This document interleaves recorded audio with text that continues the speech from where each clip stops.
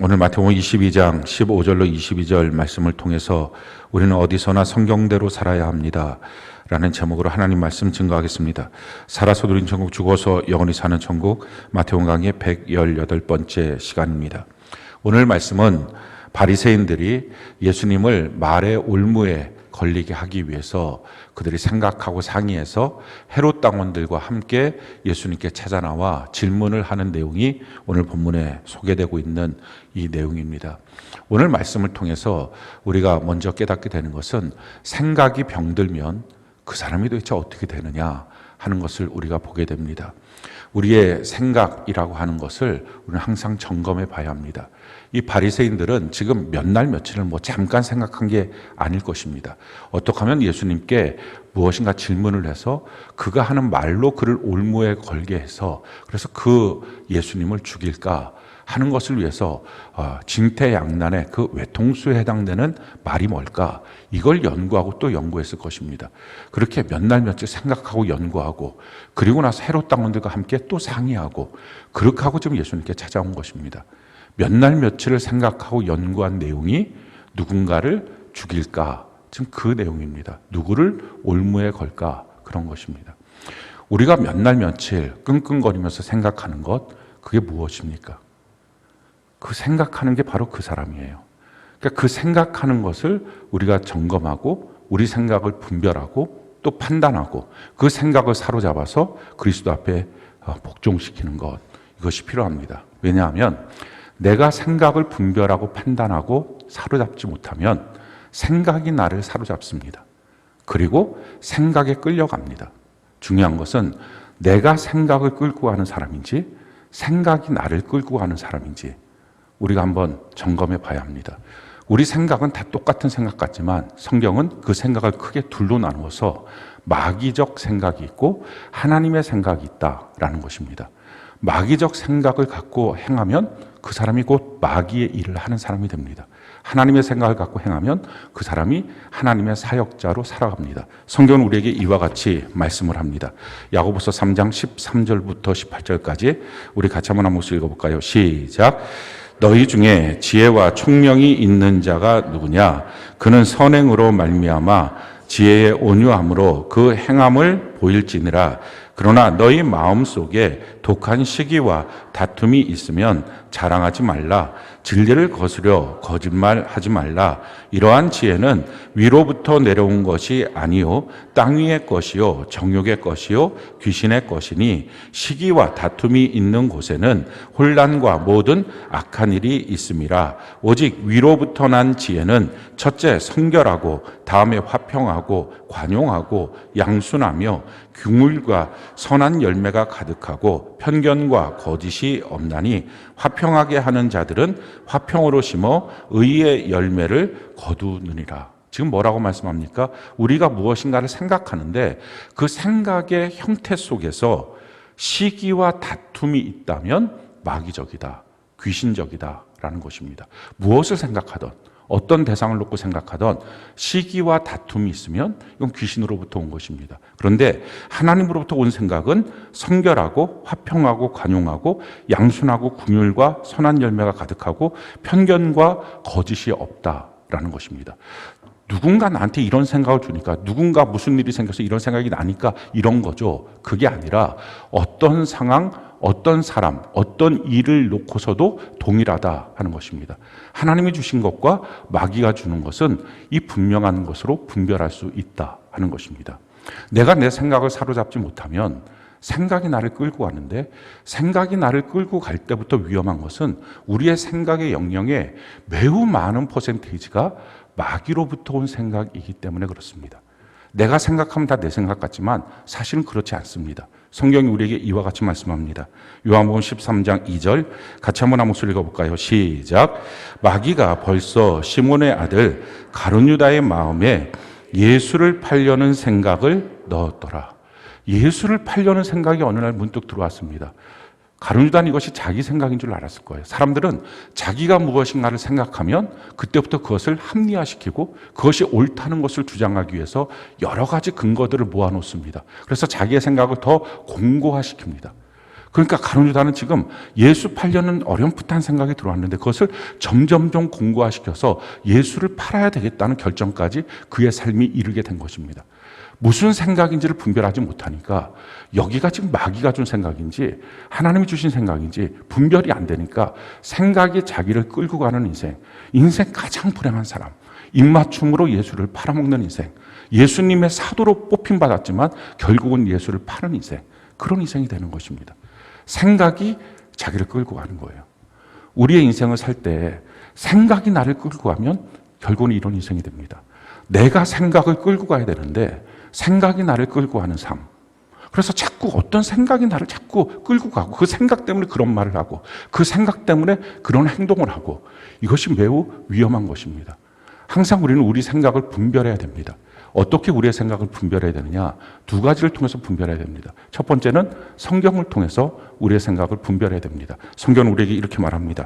히브리서 4장 12절 같이 한번 한 목소리 읽어볼까요? 시작.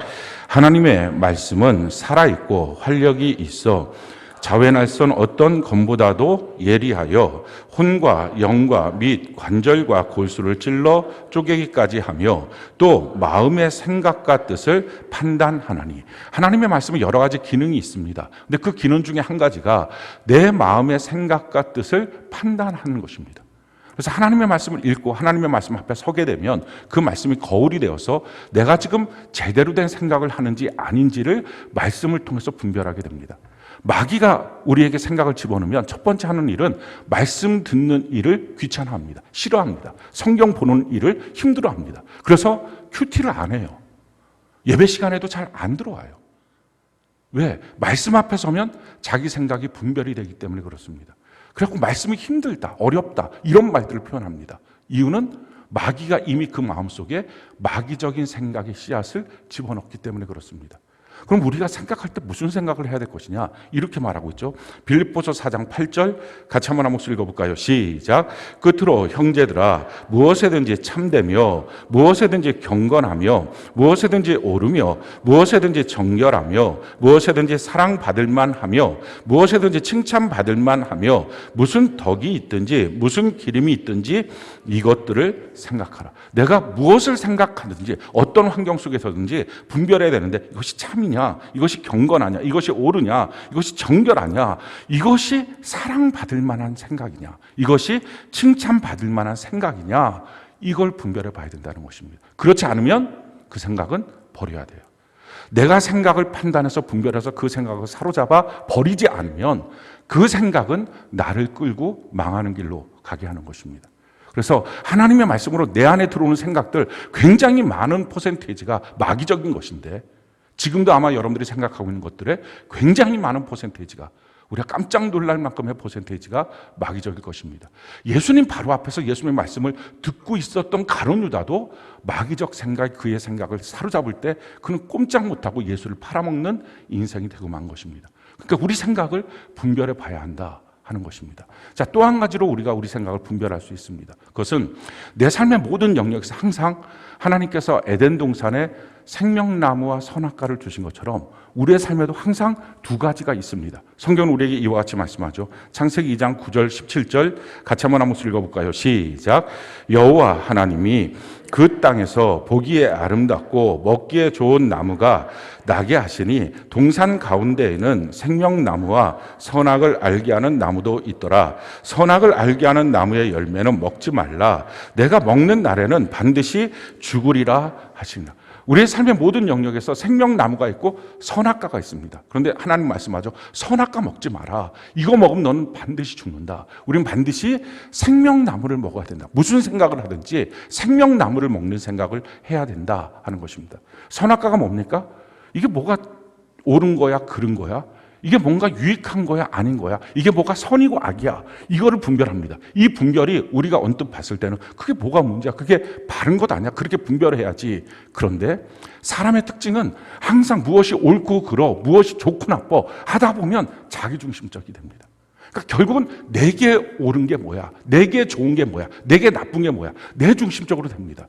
내 중심적으로 되다 보면 뭔가 문제만 생기면 항상 피해자 코스프레를 합니다. 나만 상처받고 나만 피해 있고 나만 힘들고 그러니까 그 생각이 점점 병드는 거야. 그 안에 마귀적 생각이 들어가면 그 마귀적 생각에 완전 사로잡혀서 거기로 그냥 끌려가는 것입니다. 그래서 우리 생각을 어떻게 해야 됩니까? 교회 공동체 안에서 공개해야 돼요. 셀 안에서. 특별히 영적 리더 앞에 자기 생각을 물어봐야 합니다. 그래서 점검받아야 됩니다. 그럼 영적 리더가 그 일에 대해서 답변을 해주겠죠. 그 답변에 대해서 우리가 이런 반응을 해야 됩니다. 성경은 우리에게 이렇게 말하죠. 히브리서 13장 17절 세 번역으로 같이 한번 읽어볼까요? 시작. 여러분의 지도자들의 말을 고지 듣고 그들에게 복종하십시오.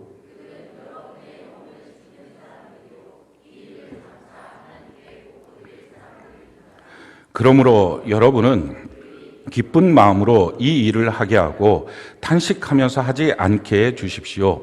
그들이 탄식하면서 일하는 것은 여러분에게 유익이 되지 못합니다. 영적 리더를 세운 이유는 그 공동체 안에서 악한 마귀에게 그들이 사로잡히지 않도록 분별해 주는 역할을 하기 위해서 영적 리더를 세운 것입니다. 그러니까 영적 리더는 누군가 무슨 말을 하면 그 말에 대해서 분별해 줘야 합니다. 이것이 하나님의 생각인 것 같다. 이것이 마귀적 생각인 것 같다. 이걸 분별해 줘야 합니다. 그 분별을 해주기 위해서 영적 리더가 있는 건데 그 영적 리더가 그의 말을 듣고 말을 해주면 권면의 말을 하면 그 말에 대해서 어떻게 해야 됩니까? 고지 듣고 그 말을 그대로 들어야 합니다. 근데 그게 그렇게 안 되는 거예요. 자기 마음속에 그거 아닌 것 같은데 왜 나한테 이런 식으로 말해? 왜 이렇게 억울하게 말해? 왜 나를 이렇게 오해하면서 말해? 이러면서 고지 듣지 못합니다. 고지 듣지 못하니까 결국은 복종이 안 돼요. 복종이 안 되니까 자기 영혼이 지켜지지 않습니다. 내 영혼은 내가 지키는 게 아닌 거예요. 내 영혼은 내 영적 리더가 지켜주는 것입니다. 그러니까 결국은 마귀에게 그 영혼이 노략질 당해서 그냥 끌려가는 것입니다. 왜 이렇게 고지 듣지 못할까요? 왜 이렇게 자기 마음속에 그렇게 말하는 것이 나한테는 마음에 마땅치가 않아 싫어 라고 하는 마음이 들까요? 이유는 자기가 옳다고 생각해서 그래요. 근데 자기가 옳다고 생각하게 되면 왜 그렇게 옳다고 생각할까? 또 그 시간에 과연 어떤 일들이 벌어지고 있는 건가? 성경 그 내용을 이렇게 설명하고 있어요. 누가복음 16장 15절 같이 한번 한 목소리 읽어볼까요? 시작. 예수께서 이르시되 너희는 사람 앞에서 스스로 옳다 하는 자들이나 너희 마음을 하나님께서 아시나니 사람 중에 높임을 받는 그것은 하나님 앞에 미움을 받는 것이니라. 우리가 사람들 앞에서 내가 자꾸 옳다고 말하고 싶은 것, 그러면 영적 리더의 말이 고지 안 들려요. 그 말에 복종이 안 돼요. 내가 그 말을 자꾸 그 말을 판단하는 거예요. 내 생각을 판단해야 되는데 그 말을 판단합니다. 결국 그렇게 하는 이유가 뭡니까? 사람 앞에서 존중받고 싶어서 그래요. 사람 앞에서 자기한테 괜찮다, 좀 높아지는 것, 이 마음을 갖고 싶어서 그래요. 근데 그 마음을 갖는 순간부터 하나님 뭐라고 말씀합니까? 하나님으로부터 너는 미움받는 존재야 라는 거예요. 그래서 이 부분이 조심돼야 돼요. 그러니까 여기서 필요한 게 뭡니까? 우리 신앙생활의 모든 영역에서 필요한 것, 결국 자기 부인이에요. 생각의 영역에서도 주님을 따라가려면 자기 부인이 안 되면 주님을 따라갈 수가 없어요. 성경은 우리에게 이와 같이 말합니다. 마태복음 16장 24절 같이 한번 한 목소리 읽어볼까요? 시작. 이에 예수께서 제자들에게 이르시되 누구든지 나를 따라오려거든 자기를 부인하고 자기 십자가를 지고 나를 따를 것이니라. 자기 부인이 안 되면 생각 속에서 그럼 하나님을 따라가는 일, 예수를 따라가는 일에서 이미 탈선한 것입니다. 자기 고집대로 그냥 그렇게 인생을 살아가는 것입니다. 그래서 우리에게 필요한 게 뭡니까? 우리의 모든 생각에 대해서 우리가 사로잡아야 돼요. 우리가 분별하고 우리가 판단해야 돼요. 하나님의 말씀으로 영적 리더 앞에서. 그래서 그 생각을 사로잡아서 그리스도 앞에 복종시켜야 생각이 병들지 않고 생각 속에서 주님을 높일 수가 있어요. 성경이 우리에게 이렇게 말합니다. 고린도서 10장 5절 같이 한번 한 목소리 읽어볼까요? 시작. 하나님 아는 것을 대적하여 높아진 것을 다 무너뜨리고 모든 생각을 사로잡아 그리스도에게 복종하게 하니. 내 생각을 사로잡는 건 내가 잡는 거예요. 남이 잡아주는 게 아닙니다. 그래서 내 생각을 내가 사로잡아 그리스도 앞에 그 생각을 복종시켜야 하나님을 따라가는 사람이 될 수 있습니다. 자, 이렇게 하지 않으면 어떤 일들이 생길까요? 내 생각이 병들고 나면 두 가지의 분명한 현상이 나타나요. 첫 번째, 잘못된 만남을 합니다. 성경이 우리에게 이렇게 말해요. 15절, 16절 우리 같이 한 목소리 한번 읽어볼까요? 같이 한 목소리 시작. 이에 바리새인들이 가서 어떻게 하면 예수를 말의 올무에 걸리게 할까 상의하고 자기 제자들을 헤롯 당원들과 함께 예수께 보내어 말하되. 자, 거기까지요. 헤롯 당원들과 바리새인들은 만날 수가 없는 관계예요. 근데 지금 예수님을 말의 올무에 걸리게 하려고 여기서 만나서 같이 상의하고 지금 갔다는 것입니다. 왜냐하면 바리새인들은 유대주의자입니다. 유대주의자들은 지금으로 말하면 일제시대의 독립투사들입니다. 그러니까 로마의 총독에, 로마의 통치에, 식민 통치에 있는 것에 대해서 반대하는 사람들이에요. 독립투사들. 근데 헤롯 당원들은 로마의 통치를 좋아하는, 그러니까 매국노들, 같이 모여 있는 사람들. 그러니까 이 매국노들과 독립투사들이 함께 상의를 하고 예수를 잡아 죽이자 하고 갔다는 것입니다. 만날 수 없는 사람들, 만나서는 안 되는 사람들이 만나게 되는 거예요. 왜 인생에 실패가 올까요? 만나서는 안 될 사람들을 만나니까. 꼭 만나야 될 사람을 만나야 되는데 그게 아니라 엉뚱하게 만나니까. 왜 이렇게 엉뚱하게 만나는 일들이 생겼습니까? 생각이 병들어서. 사람은 자기 생각이 병들면 그 생각에 대해서 누군가는 계속 인정해 주기를 원합니다. 인정받기를 원해요. 그러니까 병들고 나면 가만히 있지 않아요. 여기저기 전하고 여기저기 만나러 다니고 굉장히 바쁩니다. 그래서 인정받기를 원해요. 그 인정받기 원하는 그 과정 속에 결국은 하나님이 기뻐하지 않는 만남들이 발생하기 시작해요. 그게 인생을 망치는 거예요. 사람들이 좋아서 사람들을 만나는 것, 아마 그것이 별 문제가 아닐 거라고 생각하겠지만 성경으로 보면 사람들이 좋아서 사람들끼리 만나는 것, 더군다나 거기서 하나님이 배제된 만남을 하는 것은 반드시 그 결과는 심판이 있었습니다. 하나님을 대적하게 돼 있어요. 창세기 11장에 보면 바벨탑의 사건이 있습니다. 그들이 모여서 거기서 바벨탑을 쌓죠. 이유가 뭐예요? 우리의 이름을 내고 우리가 좀 여기서 한 마음 한 뜻이 되어서 그래서 높은 탑을 쌓아서 하나님이 다시 물로서 심판할 때 우리가 그 심판 속에서 죽지 않아야 되겠다. 결국은 하나님을 대적하는 마음으로 그들이 합심이 됩니다. 일심동체가 돼요. 사람들끼리 모여서 좋은 마음으로 우리가 함께 하자. 좋은 마음이다. 우리는 진짜 하나야. 라고 하는 것이 예수님만 빠지면 반드시 사람들을 모으면 마귀 역사가 시작해서 하나님을 대적합니다. 성경은 사람들끼리 만나는 일에 대해서 이렇게 말씀하고 있어요. 잠언 22장 26절 같이 한번 읽어볼까요? 시작. 너는 사람과 더불어 손을 잡지 말며 남의 빚에 보증을 서지 말라. 이게 좀 앞뒤가 안 맞는 말 아닙니까? 너는 사람들을 더불어서 손잡지 말며 그 다음에 뭐예요? 남의 빚에 대해서 보증 서지 말라. 이게 앞뒤가 안 맞잖아요. 근데 왜 앞뒤가 안 맞는 이 말을 연결시켜 놨을까요? 이상한 것은 예수님이 빠진 사람들끼리의 만남, 서로 친해지는 것, 그 결론은 뭐예요? 그러니까 나 돈 꿔줘. 그러니까 일에 보증 서줘. 돈 꿔주고 보증 서주면 지금까지 우리 우정은 진짜 우정이야. 지금까지 우리 사랑은 진짜 사랑이야. 근데 그거 못 해주면 너가 나한테 했던 모든 거, 사랑한다고 했던 거, 우정 다 거짓말이야. 마지막 걸리는 게 그거예요. 그래서 결국은 어떻게 됩니까? 물론 처음부터 그걸 위해서 만나는 사람들은 없습니다. 처음부터 그것을 목적으로 만나는 사람, 이건 사기꾼이죠. 근데 대부분의 사람들은 좋아서 만나요. 근데 좋아서 만나고 친밀하고 이렇게 점점점 만나다 보니까 어느 순간인가 반드시 하나님이 빠진 사람들끼리 만나면 돈 앞에 서게 돼 있습니다.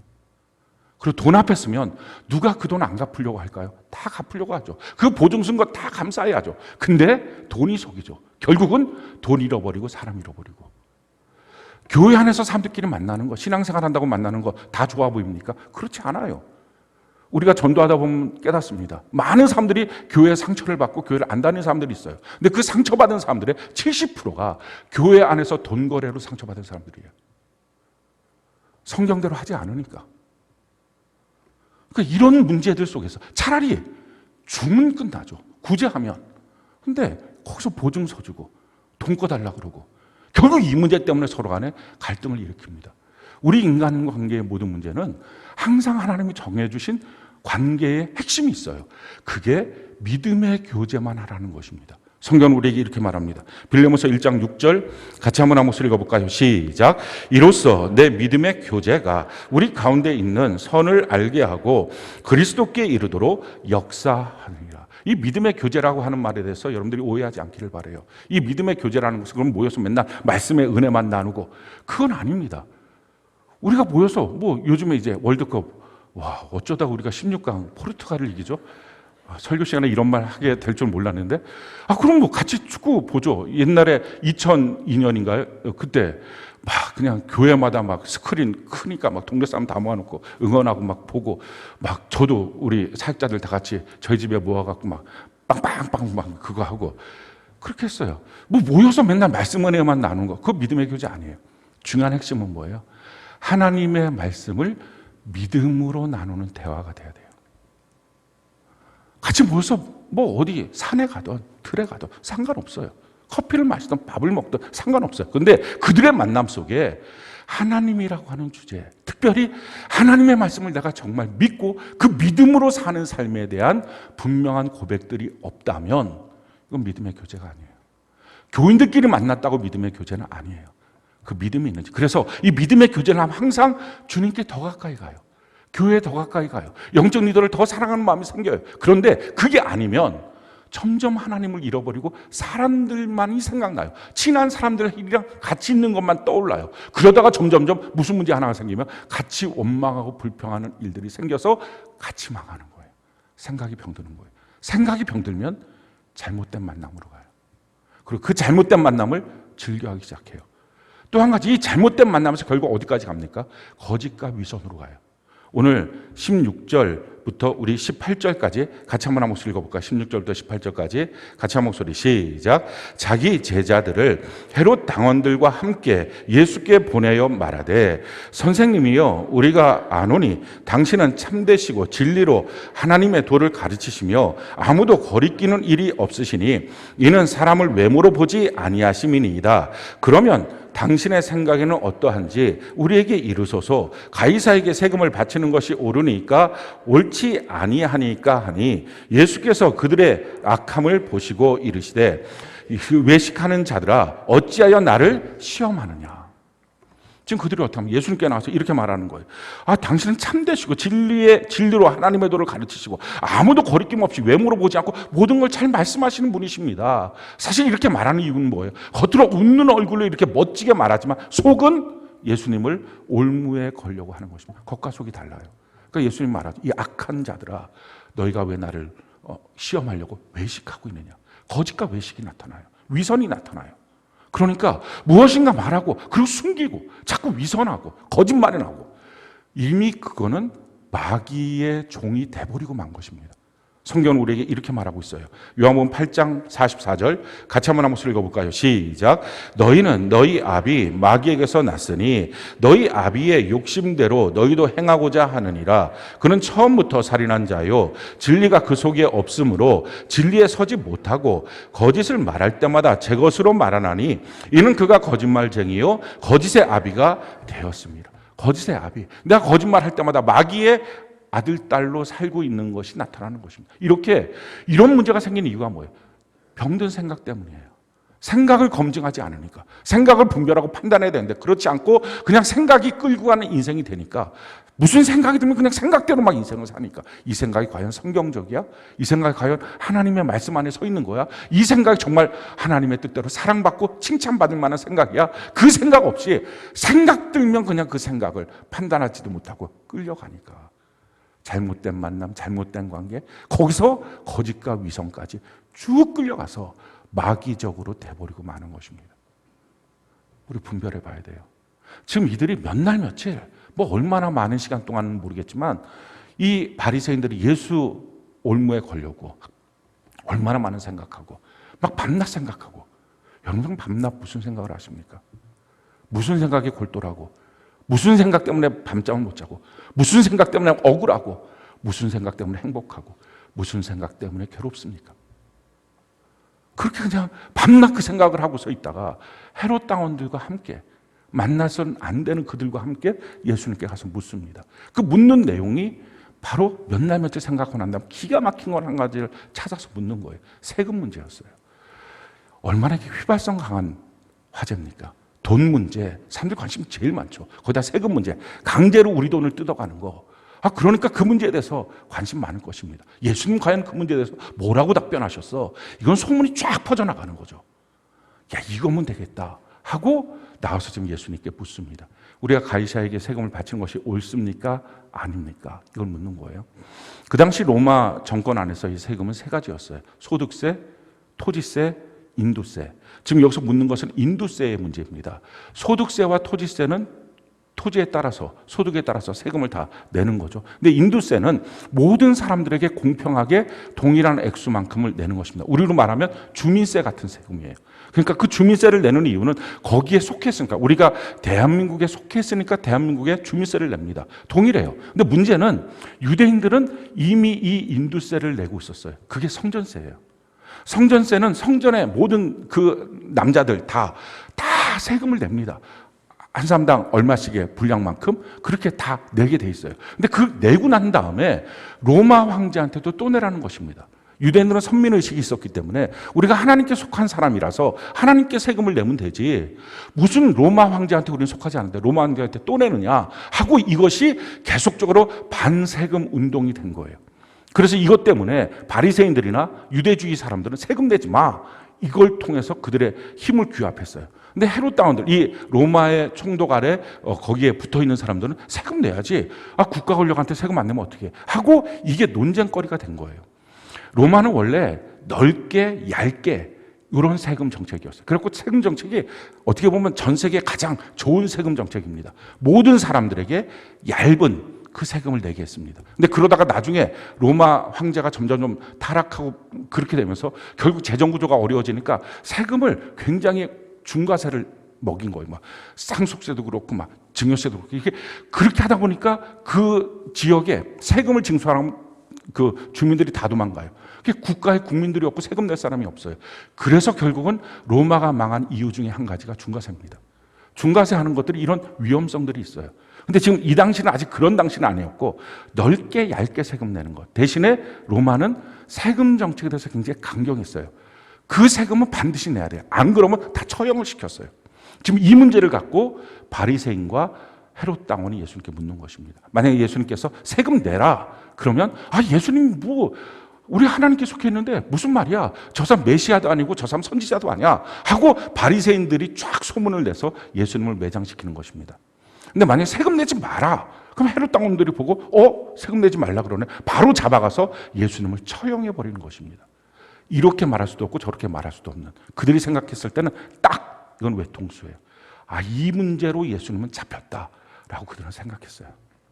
그러니까 밤새도록 생각하고 몇 날 며칠 생각하고 아주 그 사람을 딱 잡으려고 이런 생각을 갖고 지금 온 것입니다.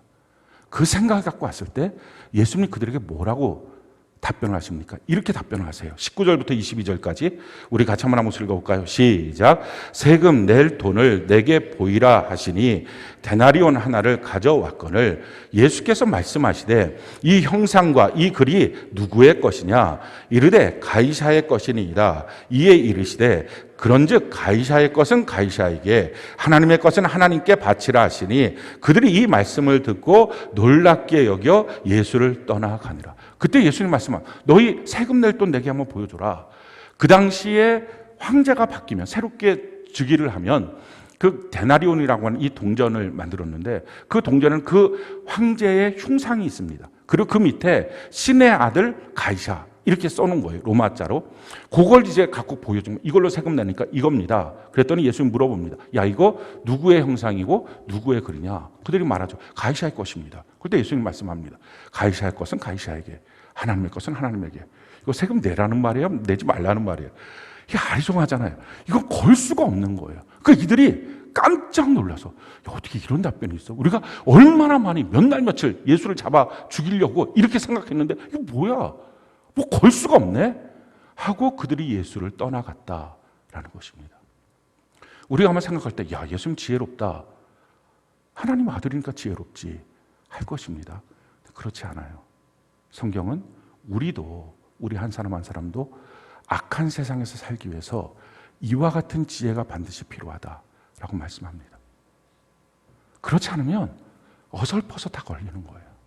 잘못 판단해서 생각이 병들 뿐만 아니라 우리를 둘러싸고 있는 이 수많은 올무들에 그냥 가서 자기의 기분대로 홧김에 인생 살면서 다 걸리고 나중에 100배나 후회하고 그런 인생 사는 것입니다. 어떻게 우리가 지혜롭게 예수님처럼 이 땅을 이렇게 살아갈 수 있을까요? 성령 하나님이 충만하게 임재하셔야 돼요. 성경은 우리에게 이렇게 말합니다. 이사야 11장 2절 같이 한번 한 목소리 한번 읽어볼까요? 시작. 그의 위에 여호와의 영 곧 지혜와 총명의 영이요 모략과 재능의 영이요 지식과 여호와를 경외하는 영이 강림하시니. 여호와의 영, 성령 하나님이 임재하시면 이런 역사가 있다는, 지혜와 총명이 있다. 하나님의 뜻, 지혜를 알고 총명이 있다. 언더스탠딩, 이해가 된다. 사랑하는 성도 여러분, 성령이 임하시면 지금 경험하는 여러분들의 상황이 언더스탠딩이 됩니다. 이해가 돼요. 혹시 납득이 안 되고 이해가 안 됐습니까? 성령 하나님을 구하세요. 성령이 오시면 이해가 되고 납득이 돼요. 근데 거기서 한 걸음 더 나아가 성령이 오시면 모략과 재능이 있어요. 모략이 카운셀, 이것은 경륜을 말합니다.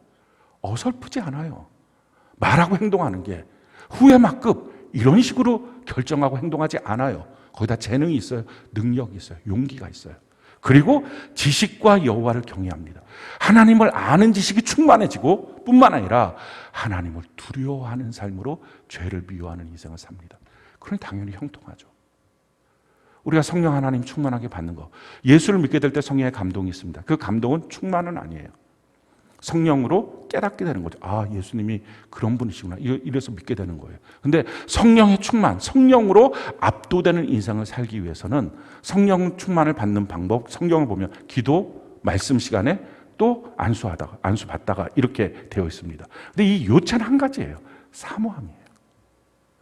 내 마음속에 성령 하나님을 사모하는 마음이 있으면 성령 하나님이 우리 가운데 오십니다. 그리고 지혜와 총명, 재능과 모략, 지식과 여호와를 경외케 하는 하나님, 성령 하나님으로 말미암아 인생을 살 때 어설픈 후회 막급인 인생, 정말 판단력도 없는 그런 인생 그렇게 안 삽니다. 예수님처럼 제대로 된 인생을 살아갈 수 있습니다.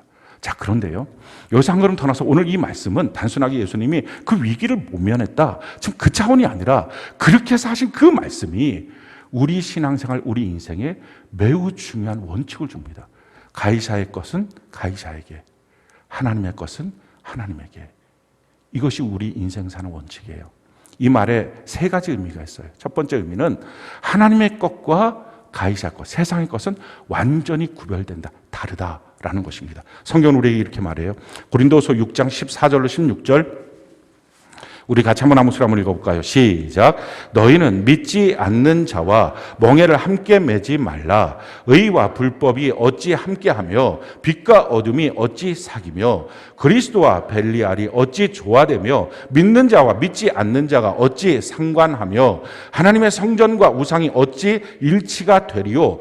우리는 살아계신 하나님의 성전이라. 이와 같이 하나님께서 이르시되 내가 그들 가운데 거하며 두루 행하여 나는 그들의 하나님이 되고 그들은 나의 백성이 되리라. 믿지 않는 자와 믿는 자가 어찌 함께 할 수 있느냐. 이게 결혼의 문제에 해당되기도 하고 사업의 문제에 해당되기도 하고 친구를 사귀는 인간 교제의 문제에 해당되기도 합니다.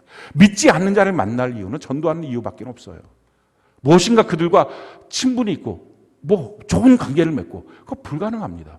성경은 말, 이미 그것이 어떻게 하나가 될 수 있어. 하나님의 성전과 우상이 어떻게 하나가 될 수 있냐. 완전히 갈라서야지. 이건 잘못된 거야 라고 말하고 있는 것입니다. 어떤 사람들이 이렇게 말해요. 아, 이 사람 너무 신랑감으로 너무 좋은데 예수만 안 믿어. 아니, 어떻게 예수를 안 믿는데 모든 게 다 좋게 보일까요? 그 사람 구원받은 사람인가요? 그게 부모라면 그 부모, 예수 믿는 부모 맞습니까? 다 안 좋게 보여야지. 우리 인생 살 때 하나님의 것과 세상의 것은 이렇게 완전히 다르다 하는 것이 첫 번째 원칙으로 우리가 살아야 합니다. 그래서 하나님의 말씀을 놓고서도 세상과 혼잡시키지 말라라는 것입니다. 교회를 놓고서도 세상과 혼잡시키지 말라 라는 것입니다. 성경은 우리에게 이와 같이 말합니다. 고린도서 2장 17절 같이 한번 한 목소리 읽어볼까요? 시작. 우리는 수많은 사람들처럼 하나님의 말씀을 혼잡하게 하지 아니하고 곧 순전함으로 하나님께 받은 것 같이 하나님 앞에서와 그리스도 안에서 말하노라. 하나님의 말씀 세상 것들과 같이 섞어놓지 마라. 그냥 반쯤 하나님의 말씀 택하고 반쯤은 세상이 갖고 있는 지혜 지식들이라고 하는 것들, 이 마귀적인 것들 섞어서 그렇게 인생 살지 말라.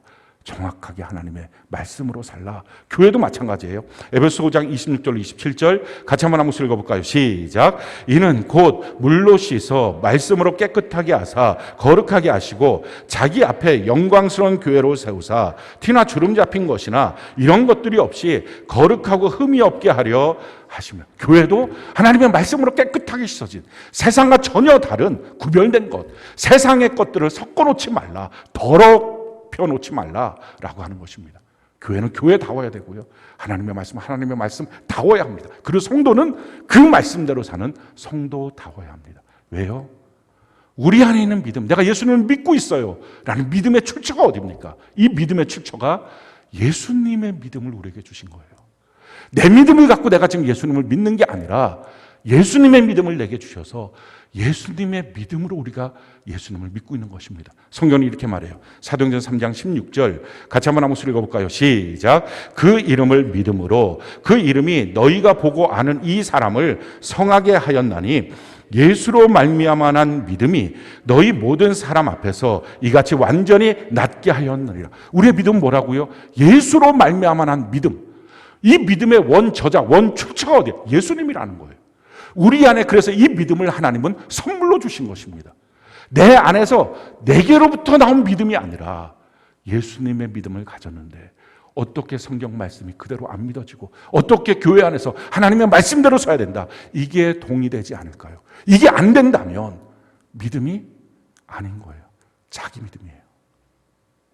예수로부터 나온 이 믿음을 갖고 우리가 사니, 우리 수준으로 말씀을 끌어내리지 말고, 우리 수준으로 교회를 끌어내리지 말고, 우리가 말씀의 수준으로, 우리가 교회의 수준으로. 왜? 우리가 하나님의 자녀니까 그렇게 올라가야 합니다. 두 번째, 가이사의 것은 가이사에게, 하나님의 것은 하나님에게. 이 말은요, 사람들이 이런 생각을 해요. 그러면 우리가 하나님의 백성이니까 하나님께 열심히, 세상은 뭐 그냥 대충 이거 갖고 천국 가는 것도 아닌데. 그렇지 않습니다. 여기서 말하는 이 세상이 뭐예요? 가정생활, 직장생활, 사업하는 거 하나님이 주신 거잖아요. 얼마나 성실하게 우리가 잘해야 할까요? 정말 열심히 충성되게 잘해야 할까요? 그러니까 그거 허투루 하고 그냥 대충 하고 그래도 우리는 천국 간다. 아니요. 이미 성경에 위배되어 있는 삶이고 생각입니다. 성경은 우리에게 이렇게 말하고 있어요. 로마서 13장 1절, 2절, 7절 같이 한번 읽어볼까요? 시작. 각 사람은 위에 있는 권세들에게 복종하라.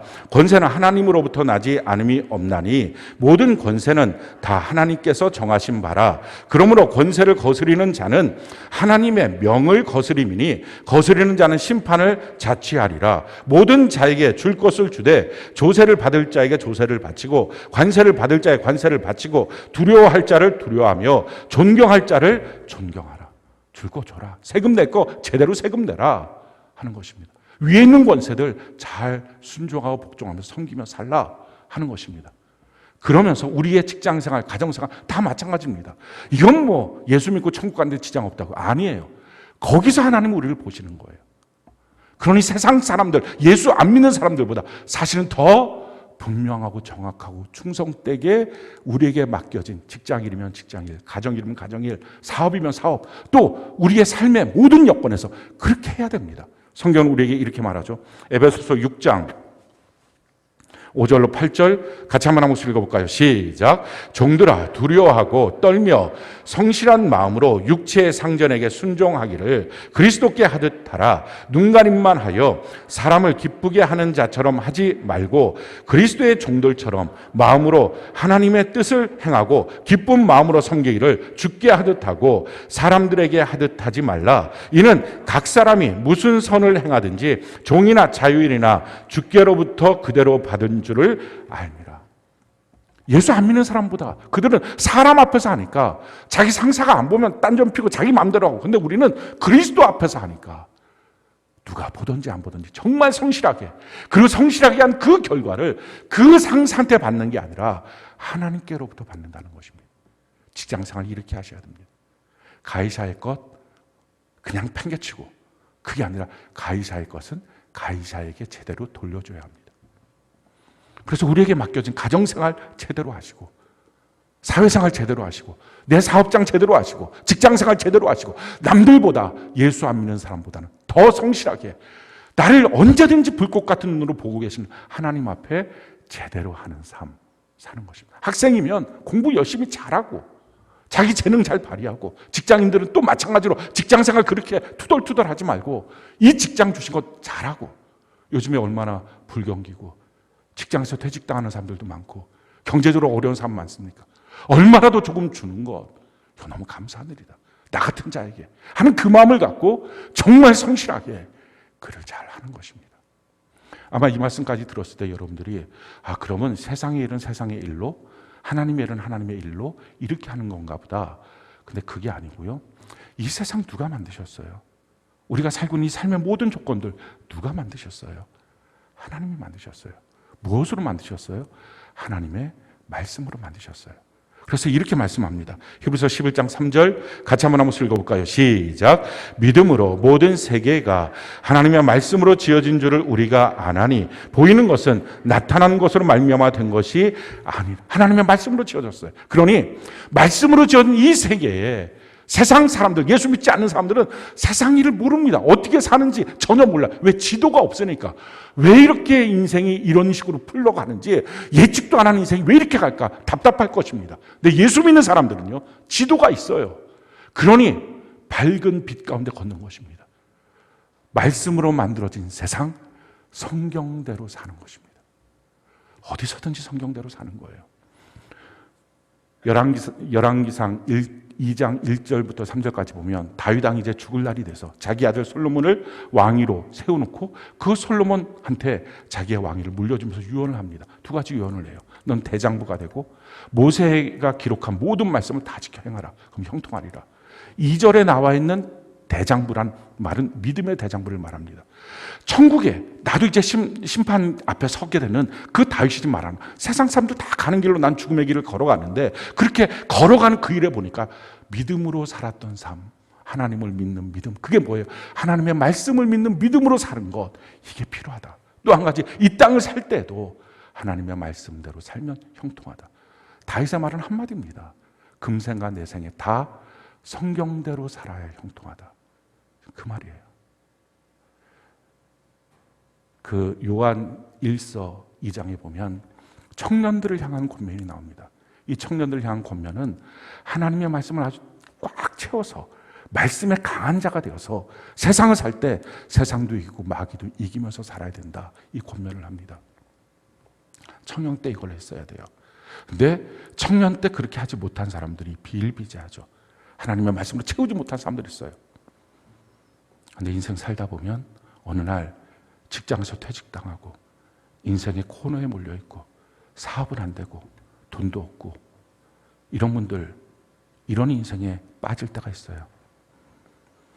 돈은 없고 사람도 잃어버렸지만 얻은 게 한 가지 있어요. 시간을 얻었어요.